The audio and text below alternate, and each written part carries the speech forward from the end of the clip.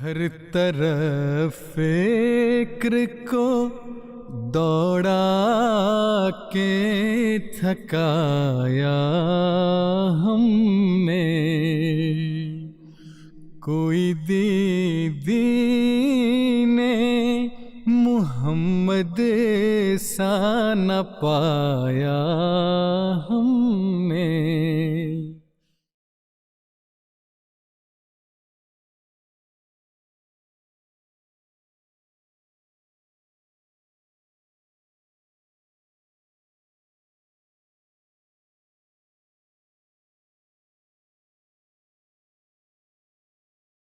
عن عبد الله بن أبي الأوفى قال: قال رسول الله صلى الله عليه وسلم: والذي نفس محمد بيده لا تؤدي المرأة حق ربها حتى تؤدي حق زوجها.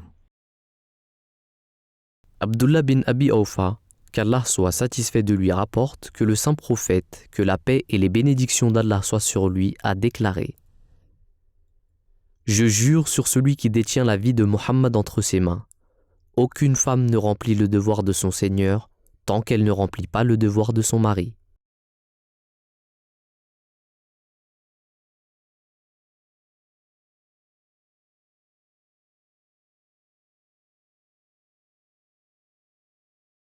Assalamu alaikum wa rahmatullahi wa barakatuhu, chers téléspectateurs, chères téléspectatrices.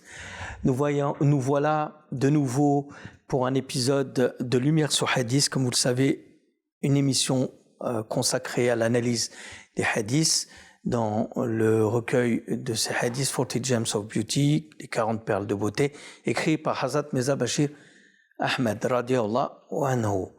Nous allons traiter d'un sujet qui est très important aussi, toujours dans la continuité le précédent hadith que nous avons cité, concernant le bon traitement des femmes. Aujourd'hui, on va parler d'un autre aspect de la vie maritale, à savoir un hadith du prophète sallallahu alayhi wa sallam qui est aussi mis en emphase par le prophète de l'islam, qui est une femme pieuse et celle qui accomplit ses devoirs vis-à-vis de son mari.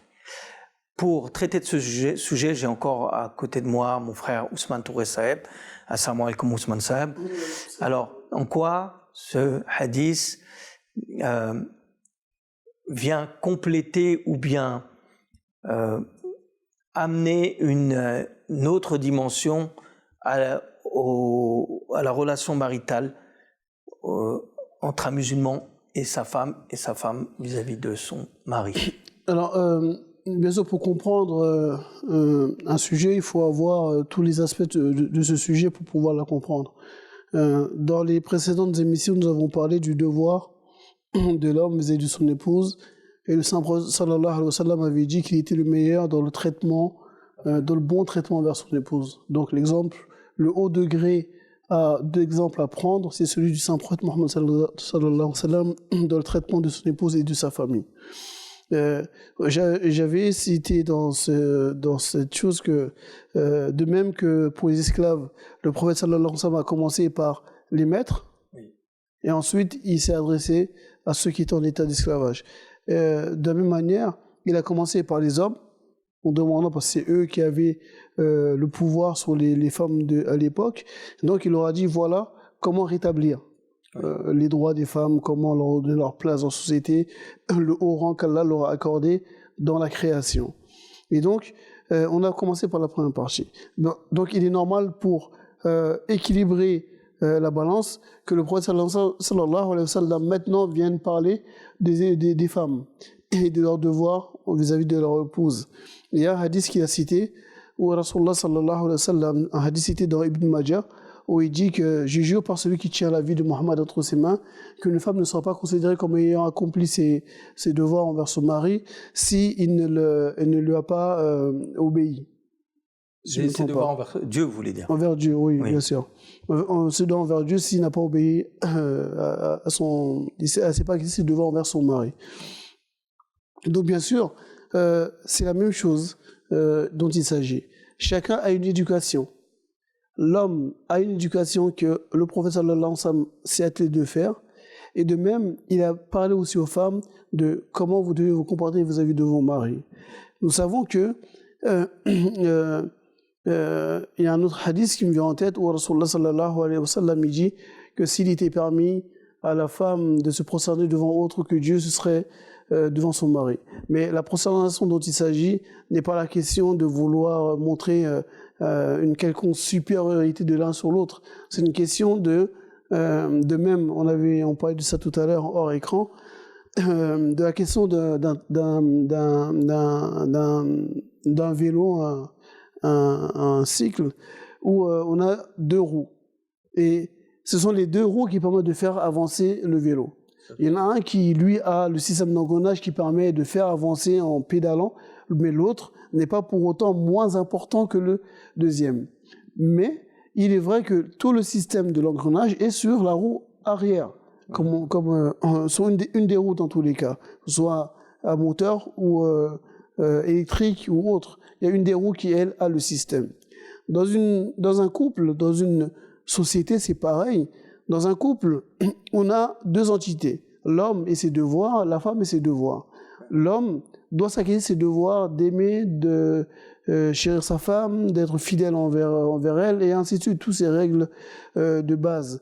Et il doit aussi veiller à ce que sa femme et sa famille, bien sûr, ne manquent de rien, aussi bien sur le plan de l'alimentation, sur le côté matériel, le côté du confort.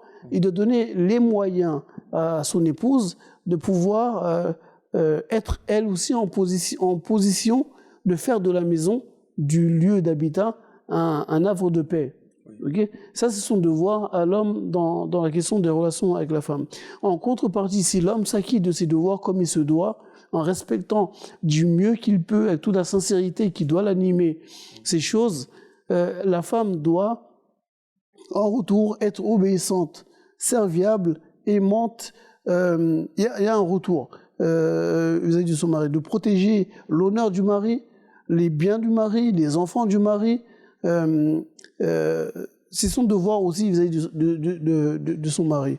Donc, je terminerai par cette chose et je vous redonnerai la parole pour ça.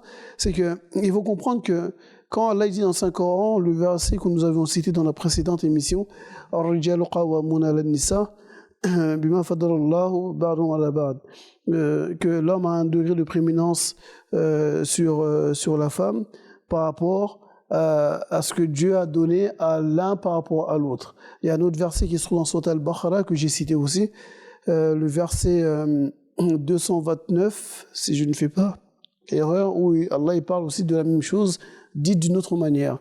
Il faut comprendre que c'est dû à quoi? C'est pas dû au fait que l'homme est meilleur que la femme. C'est pas une question de meilleur.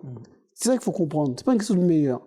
Nous avons dans une société, pour comprendre le parallèle, nous avons le peuple et le président, ou le roi, ou qui que ce soit, le dirigeant. Il est à cette place, non pas parce qu'il est meilleur que nous, mais il a un degré de supériorité sur nous par rapport à la place que Dieu lui a donnée ou que nous lui avons donnée dans la société. Il est là pour faire en sorte de s'acquitter de ses devoirs envers le peuple. Parce que sa charge est plus importante vis-à-vis de... Exactement. Sa charge est beaucoup plus importante. Il n'a pas une personne ou deux personnes de sa propre famille à charge. Il a à charge toute la société. Et donc, par rapport à ça, nous devons le respect et l'obéissance et le fait de le suivre dans ses projets, dans ses réformes ou dans ce qu'il fait. Tant qu'il s'acquitte du devoir qui est la sienne. On sait tous qu'en cas où il ne respecte pas sa parole, son devoir, on voit des manifestations, on voit des protestations, on voit des blocages partout. Ça, c'est parce qu'il n'a pas respecté, d'accord, sa parole. Dans un couple, c'est pareil. Il y a, dans un bateau, il faut un capitaine. Le capitaine qui est là, encore une fois, il n'est pas là parce qu'il est meilleur que les autres. Mais il faut une personne pour diriger la barque, comme on dit, pour éviter que tout le monde sombre. L'homme dans le couple, Dieu lui a donné cette place par rapport à la charge qu'il lui a donnée en retour. Il n'est pas du devoir de la femme, je ne dis pas du devoir, je ne dis pas droit, il n'est pas du devoir de la femme d'aller chercher sa subsistance, de chercher à avoir des moyens de se vêtir, de chercher à manger pour ses enfants. Ce n'est pas une contrainte qui lui est imposée. Ce n'est pas une contrainte qui lui est imposée. Ce ne lui est pas interdit. Mais ce n'est pas une contrainte que Dieu a mise sur ses épaules. Dieu a mis cette responsabilité, cette obligation sur l'épaule de l'homme. et doit s'en acquitter. Oui. L'homme doit être dans le couple le plus patient Oui. et dans la réforme de sa famille, la réforme de ses enfants, dans le fait de diriger comme il se doit selon le devoir que Dieu lui incombe par rapport à sa famille. Sa famille, il doit faire preuve de patience, de tolérance, d'abnégation de soi, dans le but de réussir ces tâches que Dieu lui a accordées. Et en retour, la femme doit, comme nous l'avons dit précédemment, s'acquitter de son devoir. Dans ce hadith qui est dit, c'est l'obéissance au mari. Obéir au mari, préserver, protéger son honneur, l'honneur de sa famille, de ses enfants, les biens confiés, la richesse. Surveiller sa maison. Sa maison, les biens pécuniers du mari ou ainsi de suite, car en vérité, ce sont les siens. Tout à fait. Ok. Donc, on a parlé, bien sûr, dans les hadiths précédents, de l'homme, il doit être patient. Ça n'enlève en rien que la femme aussi a un devoir envers le mari, et l'un des devoirs que Dieu lui demande, ce sont ceux-là. Alors c'est vrai que lorsque on donne cette explication-là du point de vue de ce hadith, et dans le contexte dans lequel nous nous trouvons dans la société moderne, où évidemment on exacerbe et on met en avant donc cette liberté totale de la femme pour la sortir un petit peu au départ, évidemment c'est tout à fait louable, à savoir de la sortir de ces chaînes dont certains l'ont enfermé, mais in fine, cet excès de liberté ne rend pas service à la femme elle-même qui n'est plus à sa place. Et quand on voit en fait qu'effectivement le hadith précédent qu'on avait traité concernant le bon traitement de l'homme vis-à-vis de son épouse, qui était mis en avant, il est aussi dans ce hadith concernant le devoir de la femme vis-à-vis de son mari, une appréciation de l'amour reçu de cette femme et qui doit être mise en pratique dans justement le respect qu'elle a pour la volonté de son mari. À l'instar effectivement de ce que vous nous avez expliqué, on parlait le prophète sallam disait que s'il était permis à un quelconque être humain de se prosterner devant quelqu'un d'autre, alors il aurait demandé aux femmes de le faire vis-à-vis de leur mari. Pas parce que le mari a une place où il doit abuser de son autorité, pas du tout. Non. C'est surtout en relation avec la nature des charges qu'Allah et que Dieu a mis sur les épaules de l'homme, qui sont à mettre en parallèle aussi de l'homme qui ressemble à son Seigneur. Dans cette perspective-là, on voit aussi effectivement que Dieu, dans le Coran, il nous explique qu'il est lui le gardien des êtres humains et il est le gracieux, et le gracieux dans l'interprétation de la terminologie islamique, Ar-Rahman, il est celui qui dispense tous ses bienfaits vis-à-vis de ces créatures qui n'ont même pas demandé à recevoir ces bienfaits, mais que lui, il les octroie spontanément, sans aucun esprit d'attente de retour de bénédiction. Au contraire, et c'est là qu'on voit que la place de l'homme, elle est à l'instar de son Seigneur, à savoir que lui aussi, il doit donner, comme vous avez dit et détaillé, donc tous les devoirs que l'homme avait envers son foyer, en premier lieu envers sa femme, qu'il doit donner toute son énergie pour subvenir aux besoins et mettre à l'abri du besoin au minimum de ses capacités et de ses capacités financières, de mettre à l'abri sa famille et en l'occurrence sa femme du besoin de ne pas avoir de quoi manger, se vêtir, s'abriter ou autre. C'est son devoir d'assumer cette charge et aussi c'est son devoir de faire preuve de beaucoup plus de retenue et de patience vis-à-vis de sa femme. Et en retour, donc ce hadith nous dit simplement, effectivement, que la femme, recevant toute cette appréciation, cet amour de son mari, lorsqu'il remplit sa part d'engagement que Dieu lui a confié, alors elle doit être sur la même ligne pour obéir à son mari, respecter sa volonté, respecter son honneur, et aussi faire tout pour, du mieux de ses capacités, l'accompagner dans la difficulté, dans la vision qu'il a pour faire avancer la famille. Une chose qui est très importante à comprendre, c'est que, je vous parle un exemple, c'est que le respect n'est pas une chose qui se demande. Elle s'impose. Quelqu'un qui se respecte lui-même, celui qui se respecte soi-même, les autres le respecteront. De la même manière, on ne demande pas aux gens « obéissez-moi ». C'est notre comportement qui va faire que les gens, naturellement, voyant votre équité, votre justice, votre piété, et le fait que vous êtes acquitté de vos devoirs, qui sera amené naturellement à le faire. Je précise ça pourquoi, c'est que pour ne pas que des hommes qui nous écoutent iront s'arrêter sur la question de « tu dois m'obéir ». Ce n'est pas ça. On a dit à l'instar de Dieu. Dieu, il donne, sans attendre en retour, avant même que la personne n'ait fait quoi que ce soit. Oui.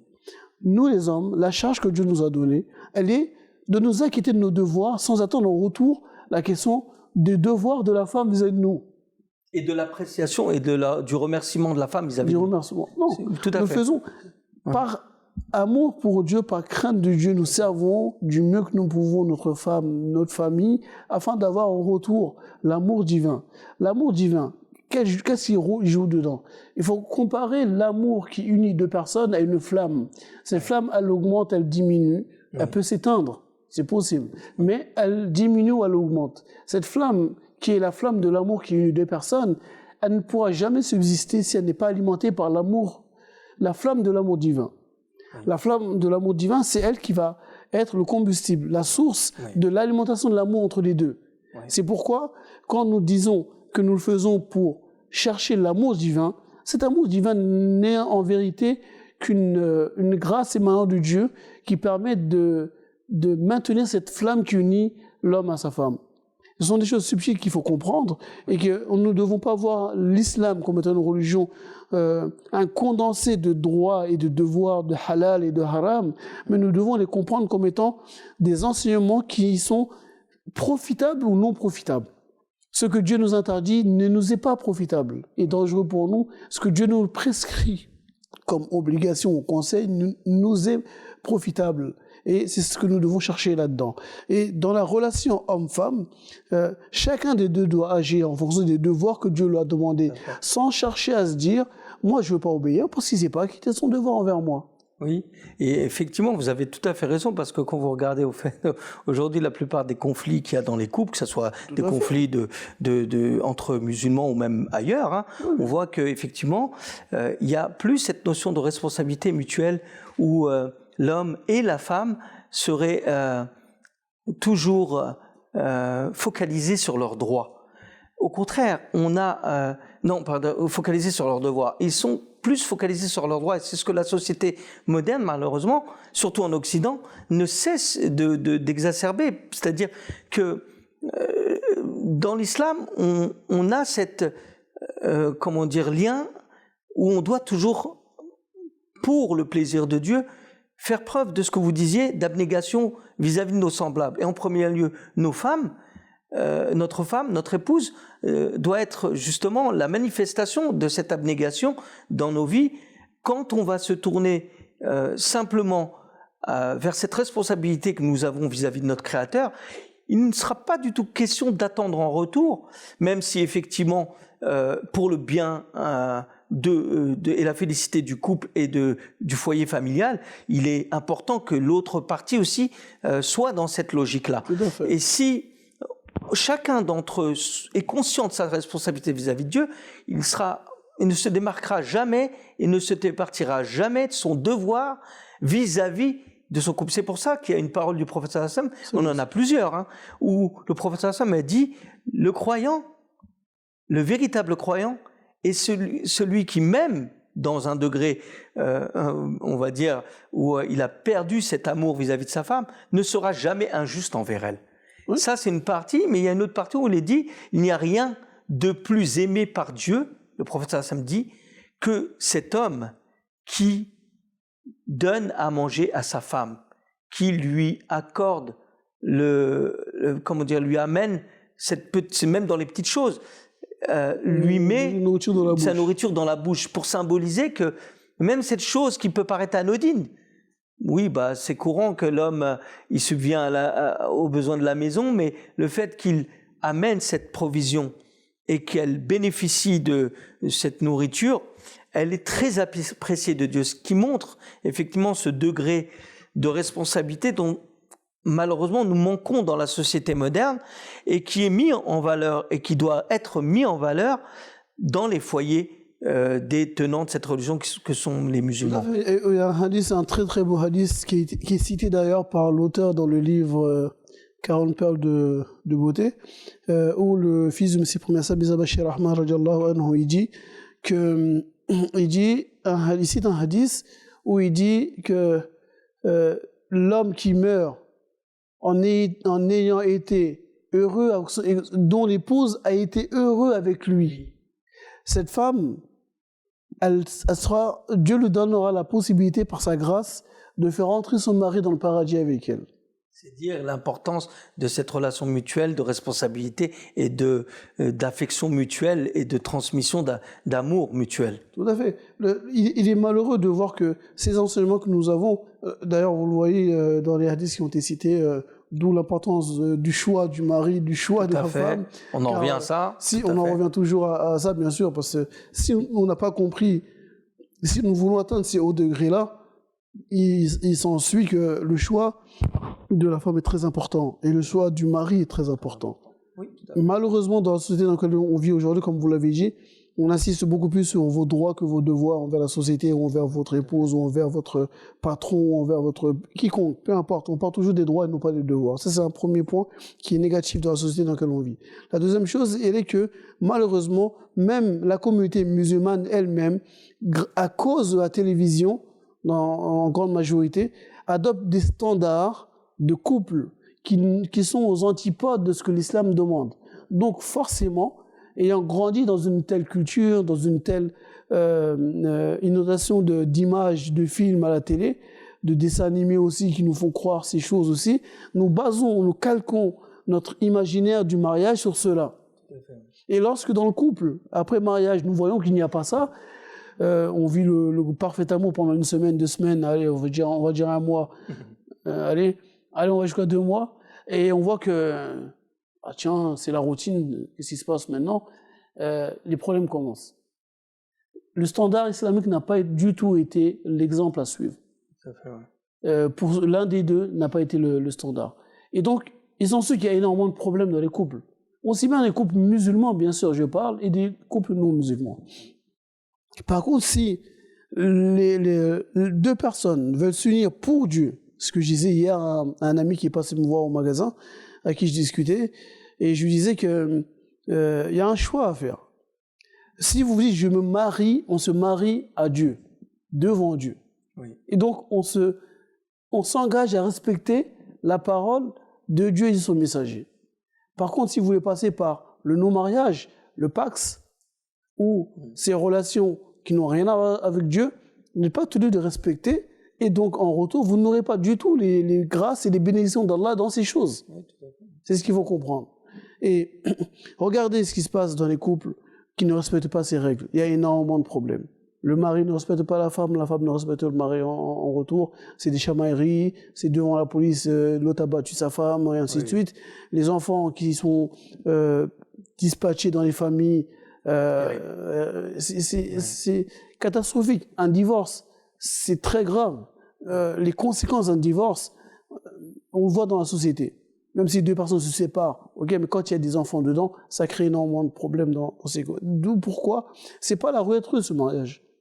Nous devons faire réfléchir au choix de la personne. L'homme doit réfléchir au choix de sa femme, la femme doit réfléchir au choix de son mari. C'est une personne qui était venue me voir hier au magasin, ce que je lui disais. Je disais, il est dommage qu'aujourd'hui les critères de choix, de sélection, de choix de sa femme ne sont plus basés sur les véritables les points objectifs, mais ce sont des points subjectifs. Ouais. Pourquoi je vous dis ça? Je disais aux frères, pourquoi je vous dis ça? C'est qu'aujourd'hui, ce sur quoi vous basez pour votre épouse, vous savez très bien qu'elles ne sont pas pérennes. Bien sûr. On ne se pose pas les bonnes questions. Il faut avoir des critères de base, des critères solides.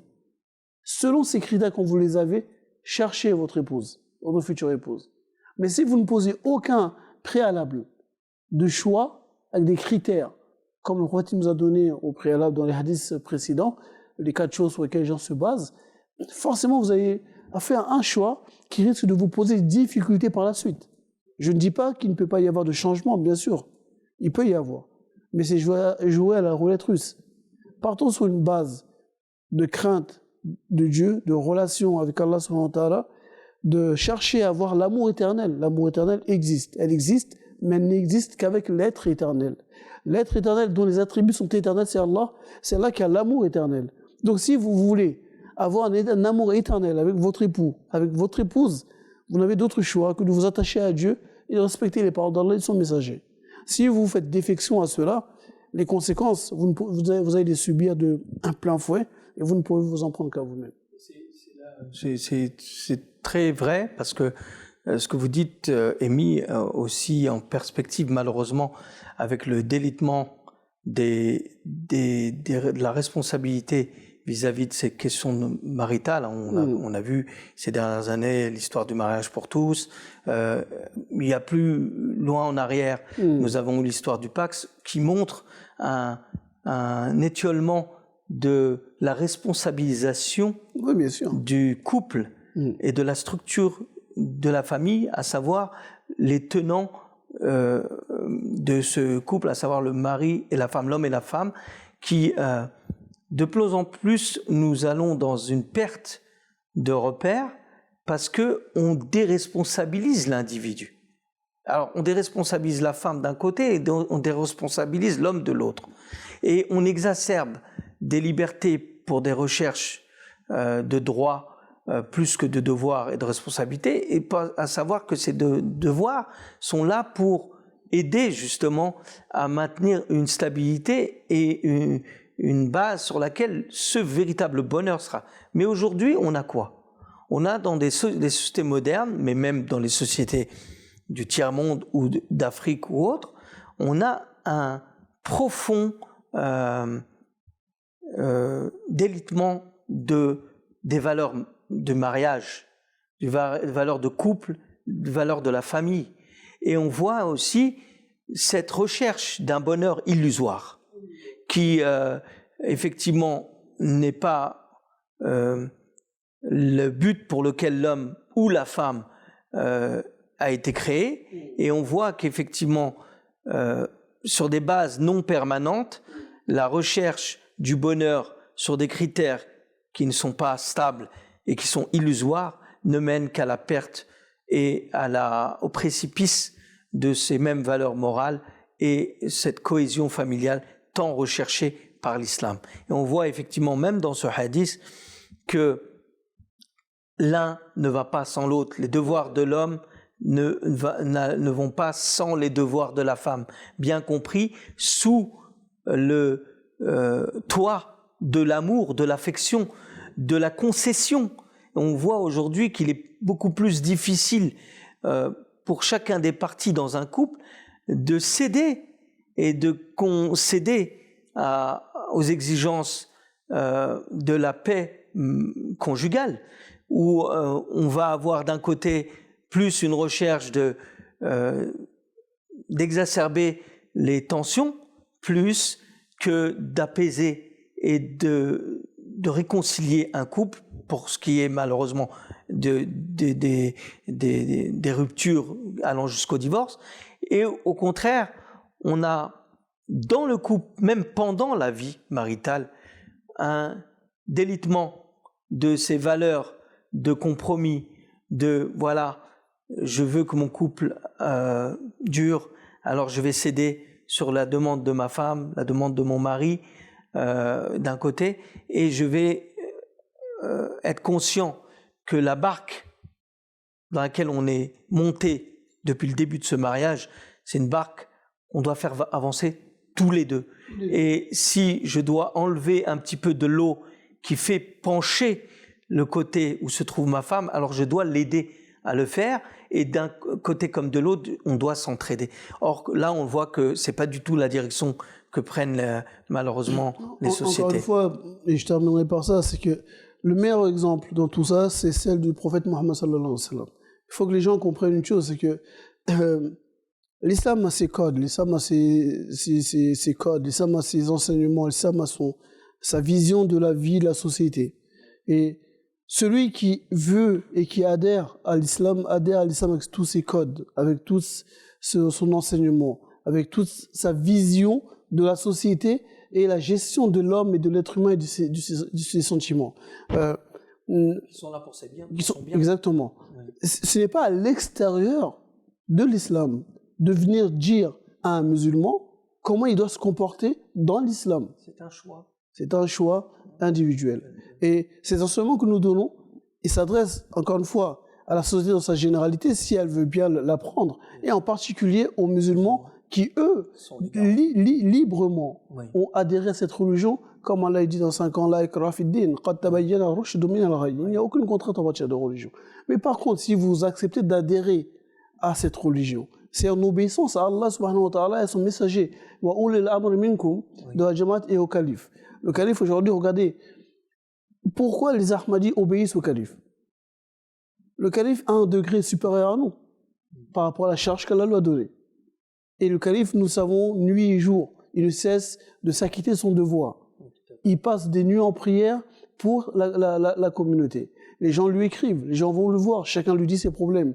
Et il fait de son mieux de chercher, de dire la parole, de prier pour la parole réconfortante afin de les aider ou à répondre lui-même de sa propre main à leur courrier. Il fait preuve d'amour envers sa communauté. Tout à fait. Et cette marque d'amour montrée à la communauté fait que la communauté, dans son ensemble, lui obéisse et l'aime en retour. Et lui redonne son amour. On va finir par là, Ousmane Sab. C'est un sujet très vaste aussi. Je vous encourage à envoyer vos suggestions, vos commentaires à hadith avec un s @mtafrance.tv. Je vous remercie de nous avoir suivis. Je vous donne rendez-vous pour le prochain épisode de Lumière sur Hadith. Assalamu alaikum wa rahmatullahi wa barakatuh. Wa alaikum assalam wa rahmatullahi wa barakatuh.